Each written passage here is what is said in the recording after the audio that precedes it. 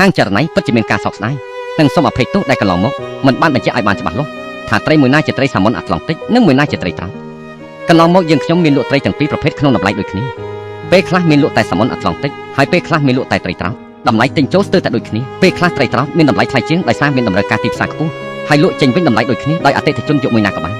ដែលយល់ថាត្រីទាំងពីរប្រភេទមានគុណភាពនិងគុណប្រយោជន៍ដ៏ប្រហាក់ប្រហែលគ្នាតម្លៃទិញចូលនិងលក់ចេញមិនខុសគ្នាទើបកន្លងមកយើងខ្ញុំមានការធ្វេសប្រហែសមិនបានបញ្ជាក់ឲ្យបានច្បាស់ថាមួយណាជាត្រីសាម៉ុនអាត្លង់ទិកនិងមួយណាជាត្រីត្រោកចរណៃមិនដែលមានចេតនាកេងចំណេញតាមរយៈការបន្លំប្រភេទត្រីដែលមានតម្លៃទិញចូលស្ទើរតែដូចគ្នានោះទេ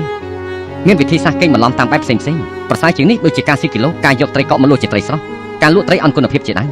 ចរណៃមិនដែលលក់ត្រីអន់គុណភាពហើយក៏មិនដែលប្រើវិធីសាស្ត្រណាមួយក្នុងចេតនាកេងបន្លំអតិថិជននោះដែរយើងខ្ញុំតែងតែលក់ត្រីដែលមានគុណភាពខ្ពស់ស្រស់ៗរក្សាទុកដាក់បានល្អមិនស៊ីគីឡូយើងខ្ញុំវះត្រីទាំងមូលនិងហាន់ត្រីនៅចំពោះមុខអតិថិជនហើយតែងតែដាក់កេសត្រីដើមដែលមានប្រភេទត្រីនៅក្បែរកន្លែងវះត្រីដោយមិនលាក់លៀមនេះបញ្ជាក់ថាយើងខ្ញុំគ្មានហេតុផលណាមួយក្នុងការបន្លំប្រភេទត្រីនោះទេជាចុងក្រោយយើងខ្ញុំពិតជាមានការសោកស្ដាយចំពោះការធ្វេសប្រហែសកន្លងមកនិងសន្យាថាបញ្ជាក់ប្រាប់អតិថិជនឲ្យបានច្បាស់ពីប្រភេទត្រីដែលត្រូវលក់ជូនយើងខ្ញុំក៏សូមថ្លែងអំណរគុណចំពោះការរិះគន់ស្ថាបនានានានិងសូមអំណរគុណដល់អតិថិជនទាំងអស់ដែលបានគាំទ្រហាងចរណៃកន្លងមក